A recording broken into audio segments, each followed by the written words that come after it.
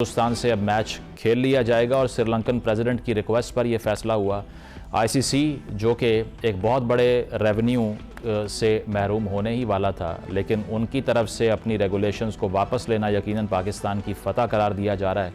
इस सारी सूरत हाल में पाकिस्तान का जो स्टैंड था, इसकी क्या अहमियत थी और इससे क्या चेंजेस आएंगे आलमी क्रिकेट में, इस पर गुफ्तगू का आगाज़ करते हैं। सीनियर स्पोर्ट्स तजिया निगार मिर्ज़ा इकबाल बेग साहब हमारे साथ मौजूद हैं। साबिक क्रिकेटर अब्दुल रऊफ साहब भी मौजूद हैं। आप दोनों का बहुत बहुत शुक्रिया। मिर्ज़ा साहब, आपसे आगाज़ करूँगा। पाकिस्तान ने जो स्टैंड लिया है, अपनी टर्म्स जिस तरह से मनवाई हैं, हालांकि अगर फाइनेंशियली हम कंपेयर करें बीसीसीआई और पीसीबी को तो कोई मुकाबला दूर दूर तक नहीं है, लेकिन आपको लगता है कि बहुत ही ज़्यादा टाइमली और स्मार्टली प्ले किया पाकिस्तान ने और इसकी आउटपुट भी नज़र आई?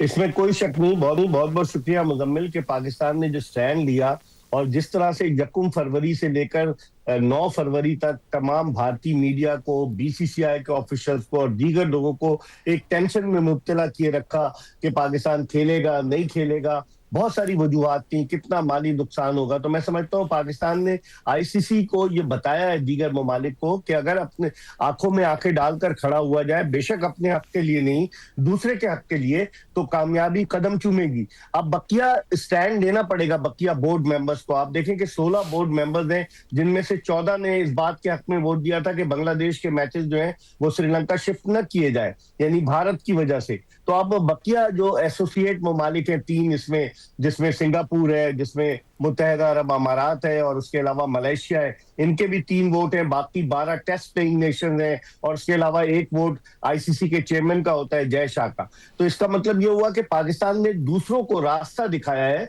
कि अगर आप खड़े हो अपने हक के लिए। और भारतीय मीडिया तो मुजम्मिल बहुत ज्यादा प्रोपेगेंडा कर रहा है कि पाकिस्तान ने यू टर्न ले लिया, लेकिन उन्हें अंदाजा नहीं है कि कितनी ज्यादा सुक्की हुई है भारत की। खुद के अपने सियासतदान जो है उनको क्रिटिसाइज कर रहे हैं कि ये आपने क्या कर दिया, आप मैच खेलने के लिए पाकिस्तान के आगे बिल्कुल लेट गए और आपने ये क्या कर दिया। मैं समझता हूँ बहुत बड़ा कदम था ये। एक आईसीसी में आइंदा के लिए मेरी नजर में मुजम्मिल एक दरवाजा खुला है कि आइंदा के लिए अगर किसी के साथ ज्यादती होगी तो कोई ना कोई मुल्क अगर खड़ा होगा और हक की बात पर खड़ा होगा तो कोई वजह नहीं कि आईसीसी घुटने न टेके। एग्जैक्टली। रऊफ साहब, आपका क्या व्यू है इस पर? क्योंकि आईसीसी की तरफ से जो पहले बांग्लादेश को लेकर फैसला हुआ, सब ने ये कहा कि ये बायस्ड है। उसकी वजह यह है कि अगर एक रेवेन्यू अर्निंग कंपटीशन ना हो जिस तरह इंडिया पाकिस्तान का है, तो फिर आप लॉज को भी, कवानीन को भी भूल जाते हैं। और अब थोड़ा सा प्रेशर आने पे उन्होंने साथ ही ये भी अनाउंस कर दिया कि एक इंटरनेशनल इवेंट भी बांग्लादेश को मिल जाएगा, जुर्माना नहीं उन पे आयद करेंगे। तो ये कानून का इतनी आसानी से बेंड हो जाना, ये इस्टेब्लिश तो यही करता है कि आईसीसी लीगली या फिर आइडियली ऑपरेट नहीं कर रही, वो सिर्फ और सिर्फ बीसीआई के प्रेशर में रहती थी। अब पाकिस्तान की वजह से एक कदम पीछे ले लिया उन्होंने। देखिए, बाज़ दफ़ा ऐसी चीजें होती हैं कि जब आप अपने आप को बहुत ज्यादा पावरफुल समझना हो शुरू हो जाते हैं तो फिर एक ऐसा आपको धचका लगता है कि आपकी जो सारी पावर है वो जमीन बॉस हो जाती है। और बिल्कुल ऐसा ही बीसीसीआई के साथ हुआ, क्योंकि वो बहुत ज्यादा पावरफुल बन चुके थे और कोई भी पूरी वर्ल्ड क्रिकेट में उनकी पावर को चैलेंज करने को तैयार नहीं था। मगर फिर पे दर पे ऐसे इंसिडेंट्स हुए, जिस तरह लास्ट जो एशिया कप हुआ उसमें उन्होंने पाकिस्तान के जो चेयरमैन है पीसीबी, उनसे ट्रॉफी लेने से इनकार कर दिया, पाकिस्तान से हैंडशेक करने से इनकार कर दिया। फिर जो उनके कैप्टन ने प्रेस कॉन्फ्रेंस की उसको पॉलिटिसाइज किया उन्होंने। और उसके बाद सबसे बड़ा ब्लंडर ये किया कि ये बगैर वजह के जो बांग्लादेशी प्लेयर थे उनको आईसीएल से भी निकाल दिया और उसके बाद जो वर्ल्ड कप से भी उनको एग्जिट करवा दिया। तो ये एक अपने आप अपने पांव के ऊपर कुल्हाड़ी मारने के मुतरादिफ था बीसीसीआई के लिए, क्योंकि इस वक्त तो उनकी पावर को कोई भी चैलेंज नहीं कर रहा था। मगर उसके बाद पाकिस्तान ने जो प्रिंसिपल स्टैंड लिया तो उसने पूरी दुनिया को उनके खिलाफ खड़ा कर दिया। आप देखें कि जो क्रिकेट फ्रेटर्निटी है उसमें से आवाजें उठना शुरू हो गई। Nasser Hussain, Michael Atherton, Mark Boucher, बहुत बड़े नाम है क्रिकेट कम्युनिटी से, उन्होंने इसको चैलेंज करना शुरू कर दिया कि ये हठधर्मी है इंडियन क्रिकेट बोर्ड की और बीसीसीआई को, ये जो आईसीसी है इसको इन्होंने मैनिपुलेट किया, वो अपने मकसद के लिए इस्तेमाल कर रहा है बीसीसीआई। तो उसमें फिर अब इंडिया को पीछे जाना पड़ा और पाकिस्तान के मौक़िफ़ की जीत हुई। पाकिस्तान ने जो एक प्रिंसिपल स्टैंड लिया था बांग्लादेश के साथ खड़े होने का, उसको पूरी दुनिया ने ना सिर्फ उसको सराहा बल्कि उसमें आईसीसी को भी बैकफुट पर जाकर बांग्लादेश की तमाम शराइत को तस्लीम करना पड़ा। फिर पाकिस्तान को रिक्वेस्ट करनी पड़ी कि पाकिस्तान दोबारा जो 15 फरवरी को इंडिया और पाकिस्तान का मैच है उसमें पार्टिसिपेट करे, ताकि एक बहुत बड़ा जो एक ह्यूज जो रेवेन्यू का जो नुकसान हो रहा था ब्रॉडकास्टर्स को और मुख्तलिफ डिजिटल मीडिया को और पूरी जो वर्ल्ड क्रिकेट है उसको हो रहा था, उसको उसके खमियाजा से बचा जाए। तो मेरा ख्याल है कि पाकिस्तान का जो उसूली मौक़िफ़ था उसकी फतह हुई है यहाँ पे। बिल्कुल बिल्कुल, बहुत टाइमली था और जो स्टैंड ऑफ रहा इसका जो रिजल्ट है वो भी हमारे सामने है। मिर्ज़ा साहब, ये रिज्यूम तो हो गया पाकिस्तान इंडिया का मुकाबला, लेकिन अब ज़रा टीम पर भी आ जाते हैं। मैनेजमेंट ने तो अपना काम कर लिया, अब जो 11 उतरेगी ग्राउंड में उससे क्या तवक्को रख रहे हैं आप फिर? देखिए, सबसे पहले तो मैं इसमें ऐड कर दूं मुजम्मिल के भारत जो है वो क्रिकेट का, आलमी क्रिकेट का गुंडा बना हुआ था कि अपनी मर्जी पर, अपने इशारों पर। और किस वजह से बना हुआ था कि उसके जो जय शाह है वो आईसीसी के चेयरमैन बन गए। अब आप देखें, 37 बरस की उम्र में जय शाह आईसीसी के चेयरमैन बन गए। 21 बरस की उम्र में वो गुजरात क्रिकेट एसोसिएशन में आए, जब उनके वालिद अमित शाह गुजरात क्रिकेट एसोसिएशन के प्रेसिडेंट थे।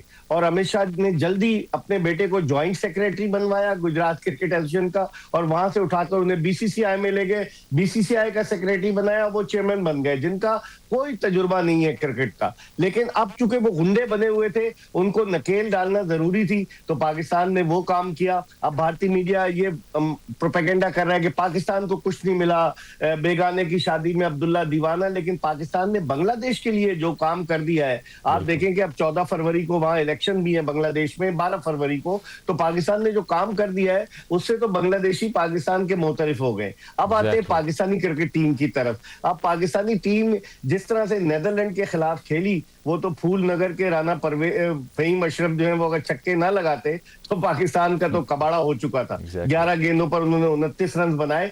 तो अब पाकिस्तान के लिए वो वेकअप कॉल थी, क्योंकि आज पाकिस्तान का मैच है जो हो रहा है वो अमेरिका से हो रहा है, और अमेरिका ने डैलस में पाकिस्तान को सुपर ओवर में हराया था। और ये मैच भी आसान नहीं है कंसीडरिंग अमेरिका's परफॉर्मेंस अगेंस्ट इंडिया।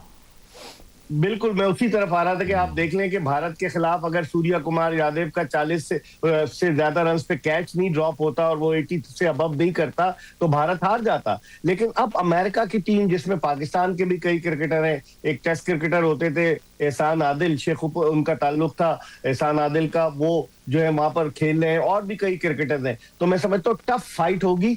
अब पाकिस्तान कॉम्बिनेशन क्या बनाता है? बाबर आजम पे क्रिटिसिज्म हो रहा है कि वो स्लो खेलते हैं। तो आपकी जो अब तो टीम जा चुकी है, अब साफ निकल गया, लकीर पीटने का कोई फायदा नहीं। लेकिन आपकी टीम की मिडिल ऑर्डर बैटिंग जो है वो बहुत कमजोर है। अगर आपके शुरू के दोनों साइम अयूब और साहबजादा फरहान आउट हो जाते हैं तो मिडिल ऑर्डर में आप पर प्रेशर जरूर आएगा। अब देखते हैं कि बाबर आजम को ये खिलाते हैं या फखर जमान उनको क्रिकेट की बस के तन्हा मुसाफिर की तरह लेकर घूमते रहते हैं या उनको खिलाते हैं। अब कॉम्बिनेशन क्या बनाता है पाकिस्तान, ये देखना होगा। एग्जैक्टली। रऊफ साहब, आपका क्या ख्याल है कि वीक लिंक पाकिस्तानी टीम का क्या है? अगर फास्ट बॉलिंग की बात करें तो शाहीन की फिटनेस पर भी सवाल होते हैं, सलमान से एक्सपेक्टेशंस भी ज़्यादा हो जाती हैं। तो क्या लगता है कि एक तरफ बाबर के जो रिपीटेड फेलियर्स और लो स्ट्राइक रेट है वो तो इशू है ही, लेकिन बॉलिंग के डिपार्टमेंट में कुछ करेंगे डोमिनेट, या वहाँ भी ज़्यादा तवक्को ना रखें हम? बिल्कुल 100% वैलिड क्वेश्चन है जो आपने ये दो बातें की है, इसी पे सारी जो पाकिस्तान की सिलेक्शन पॉलिसी है वो घूम रही है।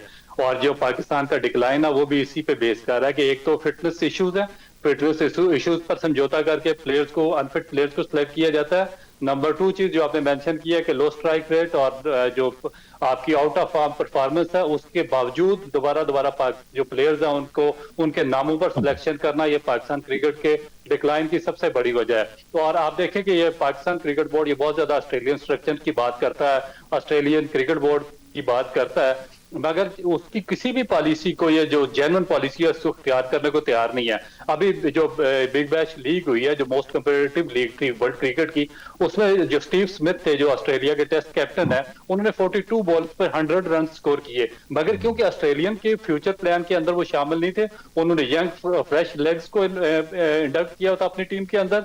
इस वजह से उन्होंने उसको उस इतनी शानदार परफॉर्मेंस के बावजूद स्टीव स्मिथ को अपनी टीम का हिस्सा नहीं बनाया।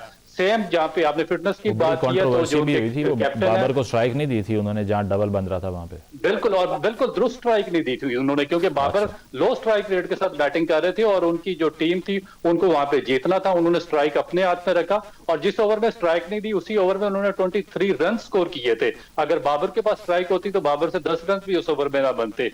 तो यही जो आपने सेकंड बात की है फिटनेस की, आप देखें शाहीन अफरीदी इससे इंपॉर्टेंट इवेंट से पहले अनफिट हुए, मगर उसकी कोई फिटनेस टेस्ट नहीं हुआ, उसको वहां पे लेकर जाया गया।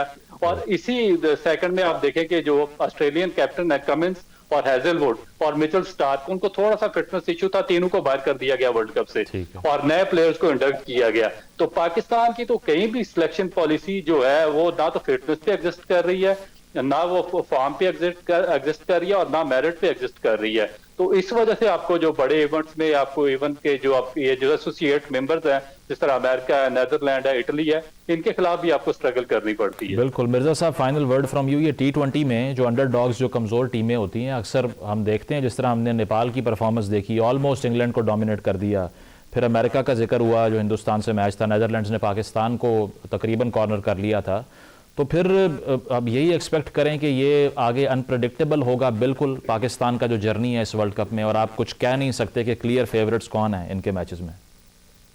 देखिए, पाकिस्तानी टीम मुजम्मिल कभी खुशी देती, कभी गम देती है, कभी तो बिल्कुल ही एक लोअर रैंक की टीम से आ जाती है और कभी एक मजबूत टीम को हरा देती है। इनकी कारकर्दगी में तसलसल नहीं है। अब हम सीरीज जीते ऑस्ट्रेलिया के खिलाफ 3-0, लेकिन अब वर्ल्ड कप में जाके आप देखें नेदरलैंड के खिलाफ क्या हो गया। तो मेरी नजर में अभी पाकिस्तान को खासतौर पर यूएसए के मैच में पाकिस्तान को हर तरह से अपनी बेहतरीन प्लेइंग 11 खिलानी पड़ेगी।